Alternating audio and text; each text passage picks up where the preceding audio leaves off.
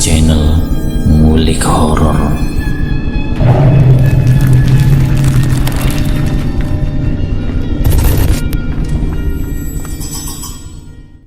Assalamualaikum warahmatullahi wabarakatuh. Jumpa kembali di channel Ngulik Horor. Channel ini menceritakan tentang kisah-kisah misteri. Pada kesempatan kali ini saya akan membawakan kisah misteri yang ditulis oleh Ed Nafila.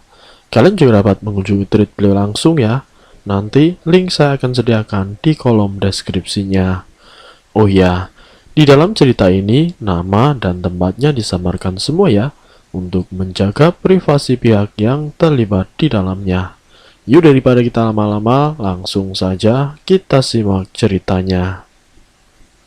Bismillahirrahmanirrahim. Kali ini saya akan membawakan kisah misteri yang berjudul Segelas Kopi Santet. Seperti apa kisahnya? Mari kita kulik ceritanya. Kali ini saya akan menceritakan salah satu kisah seorang penagih di satu provinsi, tepatnya di daerah Sulawesi Tengah. Sebut saja namanya Ari.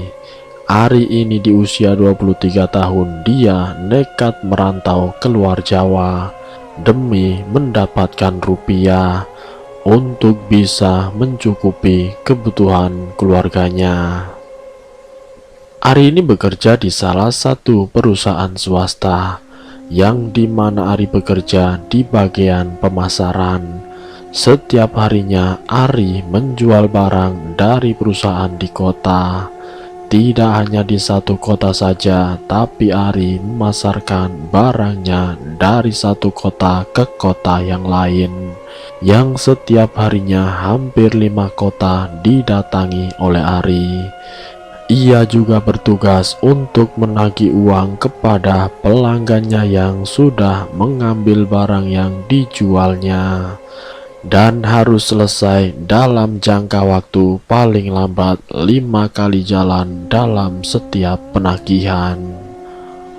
1 bulan sekali per tanggal tertentu Ari harus berhadapan dengan salah satu pelanggan yang memang sedari awal Ari sudah tidak cocok dengan orang itu. Tapi yang namanya jualan, ada orang yang mau membelinya, masa tidak boleh. Jadi pun Ari mengiyakan kalau orang itu mengambil barangnya. Sebut saja nama orang itu adalah Pak Darto. Sewaktu pertama kali Ari mendatangi Pak Darto dan juga istrinya yang mengambil barang yang diedarkan, memang waktu itu di lingkungan rumahnya Pak Darto banyak sekali orang yang mengambil barangnya Ari. Kurang lebih ada 20 orang. Setiap sebulan sekali Ari harus datang ke kota tersebut, dan Ari harus menagih uang sesuai dengan kesepakatan yang sudah dijanjikan sewaktu pengambilan barang tertentu.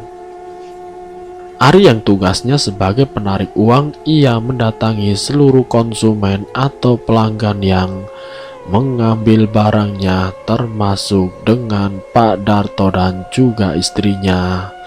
Di bulan pertama, di setiap tanggal 5 di lingkungan tersebut, termasuk kabupaten yang lainnya, yang jarak tempuhnya untuk setiap kali jalan kurang lebih hampir 3 jam. Jadi setiap kali Ari harus mendatangi 3-5 kabupaten pelanggan yang sudah mengambil barangnya. Satu waktu saat Ari menagih di tempatnya Pak Darto. Maaf ya Mas Ari, saya belum bisa bayar. Bisanya sepertinya lusa Mas, ujar Pak Darto.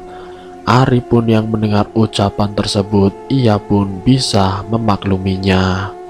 Oh iya Pak, nggak apa-apa, nanti lusa saya kesini lagi ya, jawab Ari.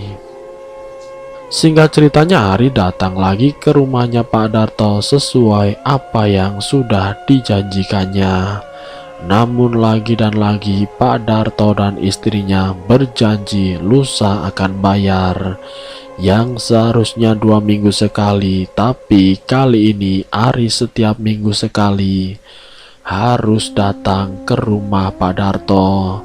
Tapi setiap kali ditagih, Pak Darto berucap, "Nanti besok lusa saya akan bayar, Mas."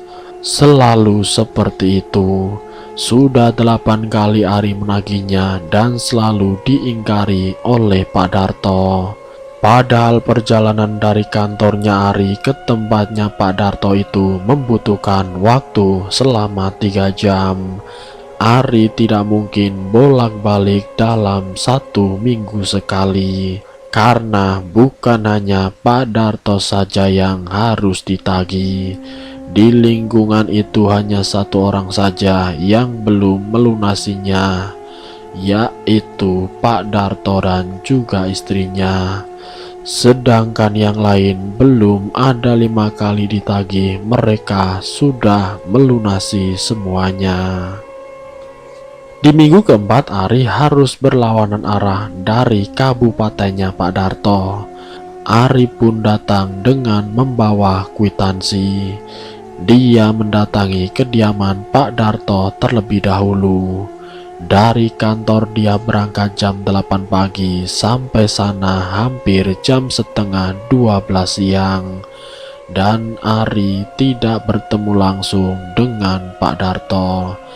Sementara tetangganya Pak Darto ditanya, tidak ada yang tahu kemana Pak Darto dan istrinya pergi. Lalu singkatnya lagi, di bulan kedua tanggal 5 Ari kembali ke rumah Pak Darto. Seharusnya di bulan kedua ini sudah separuh angsuran yang dibayar. Ari yang sudah beberapa kali datang ke tempat itu tapi tidak pernah bertemu dengan Pak Darto. Sekalinya bertemu, Pak Darto dan juga istrinya menjanjikan akan melunasi di waktu yang akan datang. Ari yang sudah 8 kali dijanjikan seperti itu, Ari yang sudah geram menegurnya secara keras. Karena Ari sudah beberapa kali dijanjikan dan tidak ditepati. "Maaf Bu, kalau kiranya tidak bisa bayar itu bilang. Jangan cuma janji terus.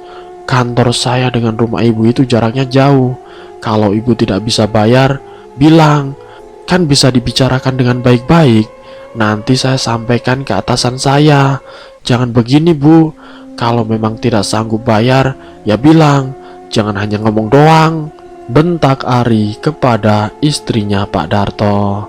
Pak Darto yang mendengar ucapan Ari, dia tidak terima istrinya dikatai seperti itu. "Kamu jangan asal bicara ya Mas. Saya ini mampu bayar," ujar Pak Darto. "Loh, lah kalau Bapak memang mampu bayar, ya bayar Pak. Jangan janji terus. Tetangga Bapak itu semuanya sudah selesai.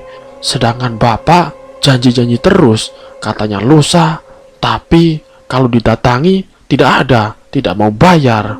Ari benar-benar sudah tidak bisa menahan emosinya. "Besok saya bayar, lusa saya akan bayar." Hanya ucapan janji-janji yang diterima oleh Ari. Pak Darto dan istrinya yang waktu itu hanya 3 kali angsuran itu pun tidak sesuai dengan perjanjian di awal bayarnya. Dan ini sudah 2 bulan 8 kali ditagih, sama sekali belum bisa bayar. Hanya janji-janji yang bisa dilontarkan.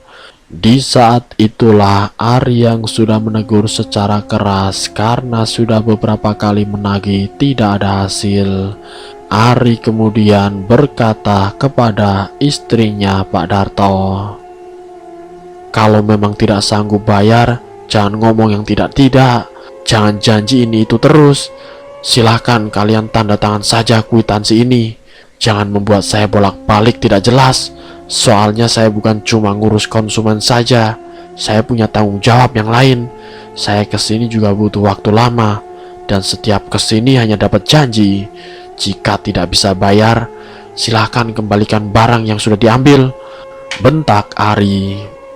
"Oh, baik kalau begitu. saya akan kembalikan barang itu, tapi dengan syarat kembalikan uang saya, kata istrinya Pak Darto. Saya hanya bisa mengembalikan 50%, ujar Ari. Ya tidak bisa, harus semuanya dikembalikan, bentak Pak Darto. Saya kasih waktu sampai lusa, terserah nanti bapak sama ibu keputusannya bagaimana. Yang penting saya butuh kepastian. Setelah mengatakan itu, Ari bergegas meninggalkan kediaman Pak Darto. Dan Ari pun kemudian melanjutkan ke kota lain untuk menagih para konsumennya. Singkat ceritanya, hari di mana Ari meminta kepastian pun tiba. Ari pun kemudian mendatangi kediaman Pak Darto pada siang hari. Saat Ari datang, waktu itu dia merasa sangat aneh.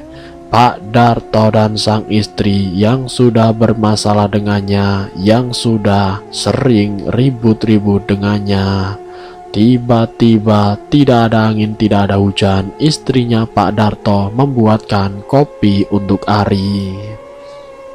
Silahkan mas, diminum dulu kopinya. Saya mau ke belakang, mau ambil uang dulu, kata istrinya Pak Darto. Sikap Pak Darto dan juga istrinya sangat berbeda sekali dengan sebelumnya. Dan kopi yang sudah dihidangkan di atas meja, Ari merasakan ada yang janggal. Namun saat Ari melihat kopi yang sudah dihidangkan di atas meja, Ari merasakan ada yang janggal dengan kopi tersebut. Seketika itu juga Ari teringat akan perkataan dari temannya yang seorang praktisi. Beliau pernah mengatakan seperti ini. Jika seandainya kamu bertemu dengan orang yang awalnya tidak baik, tapi tiba-tiba berubah menjadi baik, bukannya kita suzon, tapi kita harus waspada. Apalagi dengan menyuguhkan makan atau minuman. Coba kamu ambil segelas air minum itu dengan tangan kiri, jangan dengan tangan kanan. Ditarik dari atas mejanya, jangan diangkat, dan luruskan ke arah perut kamu. Terus ditiupkan dengan baca bismillah. Ari mengingat saran dari temannya.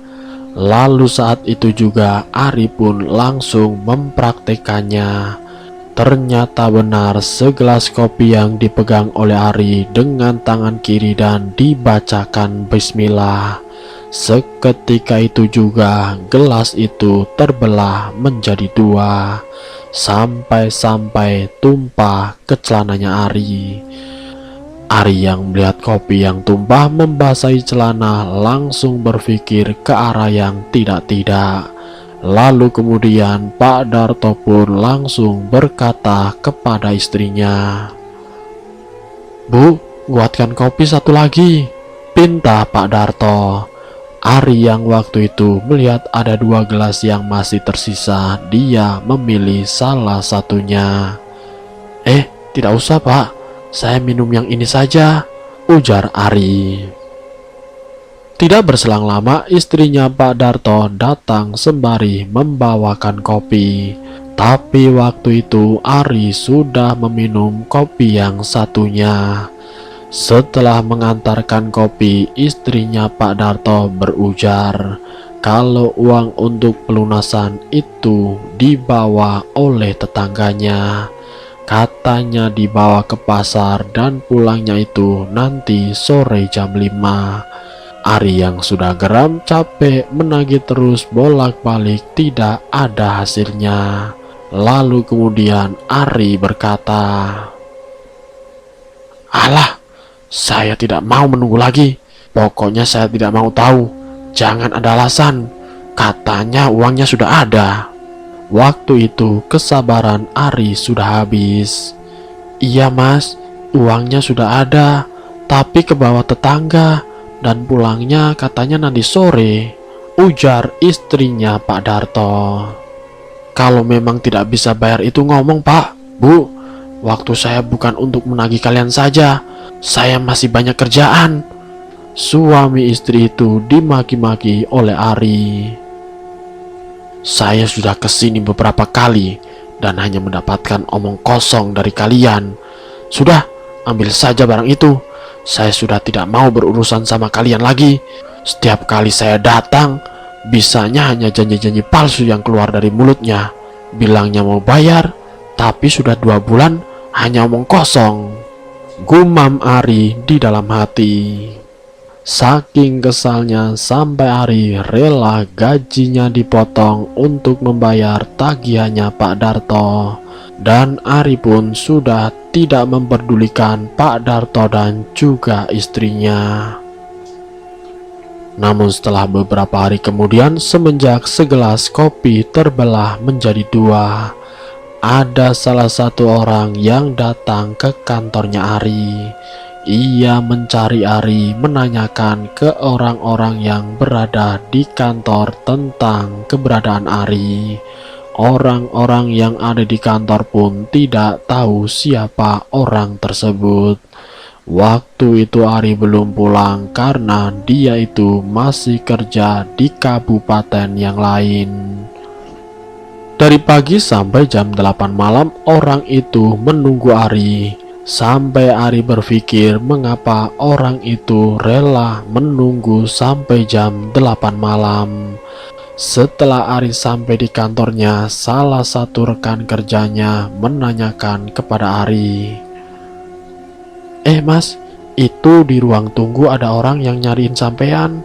Orang itu menunggu sampean dari jam 8 pagi sampai malam begini belum pulang. Cuma hanya untuk menunggu sampean saja, Mas, kata rekan kerjanya. Siapa orangnya? Tanya Ari penasaran. Saya juga tidak tahu, Mas. Orang-orang kantor pun tidak ada yang kenal, jawab rekan kerjanya. Setelah Ari mendapatkan informasi tersebut, Ari segera menemuinya. Maaf Pak, Bapak yang menunggu saya ya? Ujar Ari. Alhamdulillah, iya Mas, saya dari tadi pagi nunggu Mas Ari, jawab orang tersebut. Ngomong-ngomong ada apa ya Pak? Tanya Ari keheranan. Itu Mas, Pak Darto ingin bertemu dengan sampean. Beliau dari minggu lalu sakit-sakitan. Perutnya setiap hari semakin membesar Mas. Sudah dibawa ke rumah sakit pun sama sekali tidak ada perubahan sama sekali. Malahan semakin membesar perutnya, ujar orang itu menjelaskan.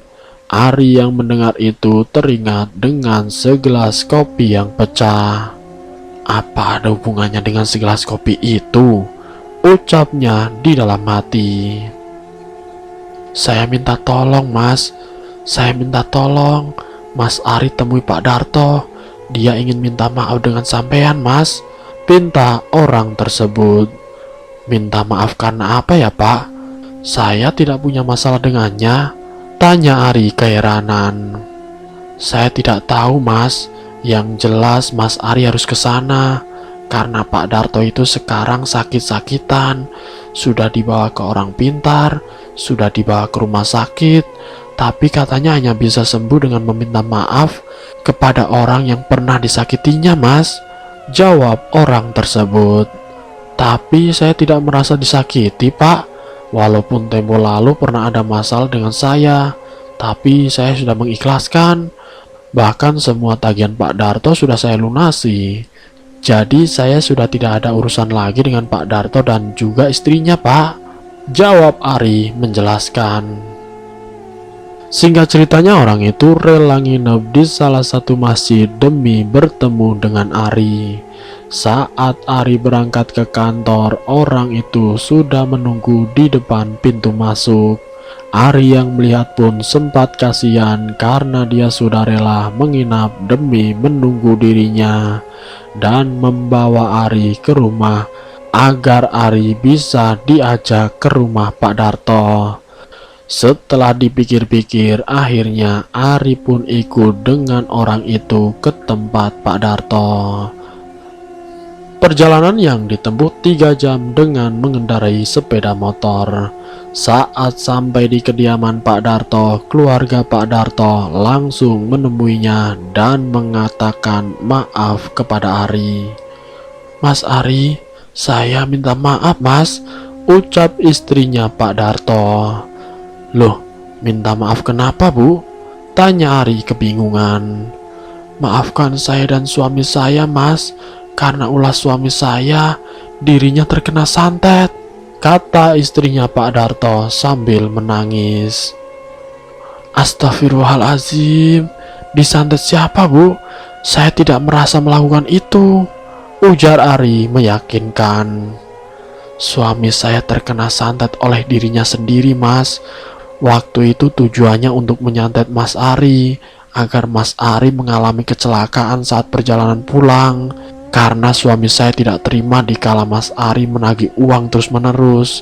Saat itu suami saya bertekad akan mencelakai sampean dengan santet. Dia rela datang ke dukun yang jaraknya lumayan jauh dari kota ini. Bahkan di sana 3 hari 3 malam baru pulang.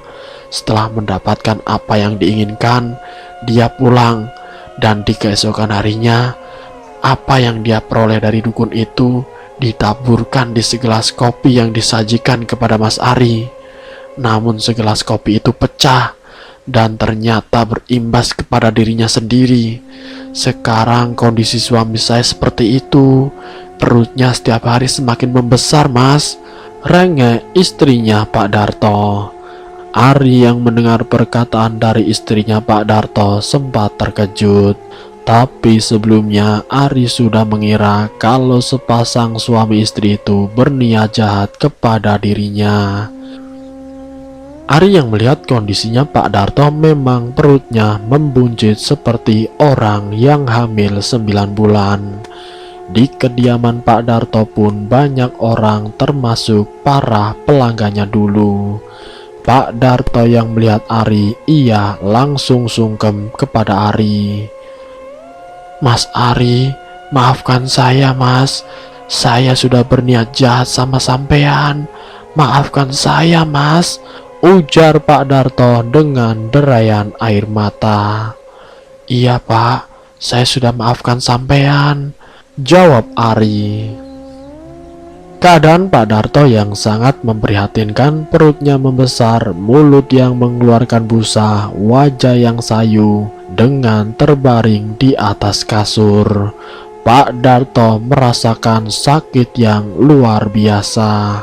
Pak Darto menangis meronta-ronta. Istrinya yang melihat keadaan suaminya ikut menangis. Rasanya tidak tega melihat keadaan suaminya. Hari demi hari rasa sakit yang diderita suaminya semakin menjadi-jadi. Ari yang juga tidak tega melihat kondisi Pak Darto, dia meminta air termasuk daun widoro atau daun kelor yang sudah ditumbuk lalu dibacakan doa dan dioleskan di perutnya Pak Darto. Saya sudah memaafkan Pak Darto, semoga Bapak bisa cepat sembuh. Tapi saya mohon Pak, ingat, jangan pernah melakukan hal-hal yang berhubungan dengan dukun, apalagi melakukan santet.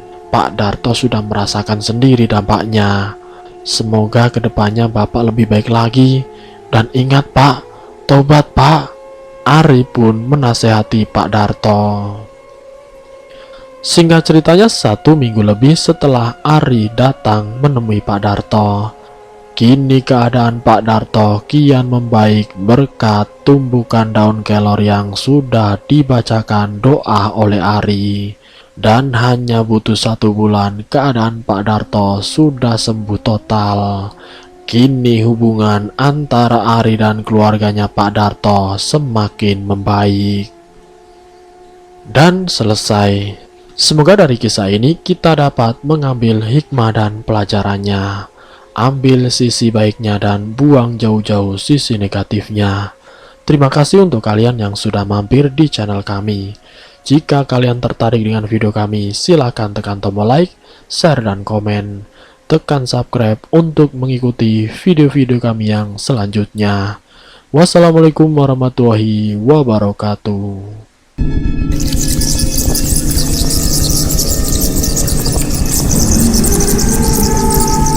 Selamat datang di channel Ngulik Horor.